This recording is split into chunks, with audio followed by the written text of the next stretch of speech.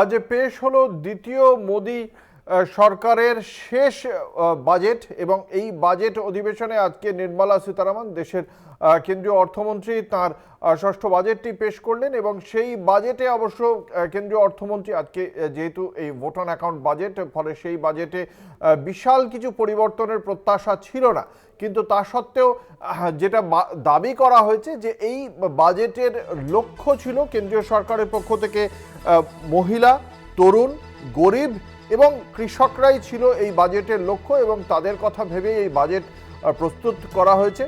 নতুন কর কাঠামোয় বার্ষিক 7 লক্ষ টাকা পর্যন্ত কর ছাড়ের প্রস্তাবও রাখা হয়েছে আজকের এই বাজেট প্রস্তাবে, যা 2024-এর 1 এপ্রিল থেকে লাগু হবে এবং গত 10 বছরে এই যে কর আদায় তা অনেকটাই বেড়েছে বলে দাবি করেছেন কেন্দ্রীয় অর্থমন্ত্রী।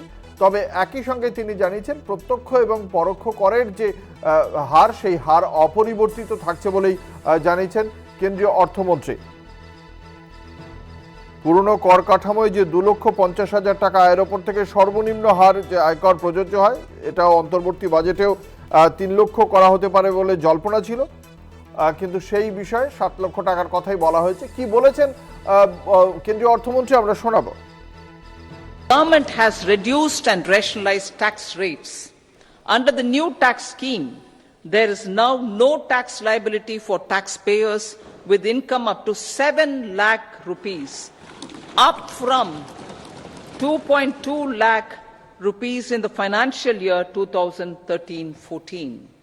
The threshold for presumptive taxation for retail businesses was increased from 2 crores to 3 crores. আজ যে বাজেট পেশ করেছেন কেন্দ্রীয় অর্থমন্ত্রী নির্মলা সীতারামন, সেখানে বারংবারই তার মুখে বিকশিত ভারত, অমৃতকাল, আত্মনির্ভর ভারত এই শব্দগুলি শুনতে পাওয়া গিয়েছে। প্রায় 1 ঘন্টার ভাষণ দিয়েছেন। 1 ঘন্টার এই বাজেট বক্তৃতায় তিনি খুব স্পষ্টভাবেই জানিয়ে দিয়েছেন যে কর কাঠামোয় কোনো বদল হচ্ছে না, যা ছিল তাই থাকছে। যদি কোনো বদল আনতে হয় তাহলে লোকসভা নির্বাচনের পর নতুন সরকার এসে জুলাই আগস্টে নতুন সরকার এসে তাদের যে পূর্ণাঙ্গ সাধারণ বাজেট হবে সেই সাধারণ বাজেটে বলা হবে।